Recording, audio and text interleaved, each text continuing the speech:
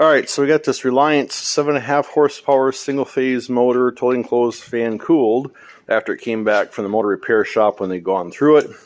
They replaced a couple start capacitors, they took it apart, made sure everything was in good condition. So got it hooked up here to a 40 amp circuit with the disconnect switch, and we're going to give her a whirl here.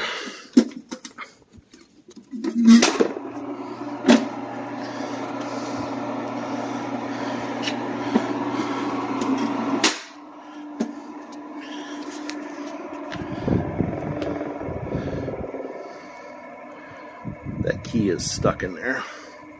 Should put a zip tie around that though. It's got a pretty heavy rotor on it.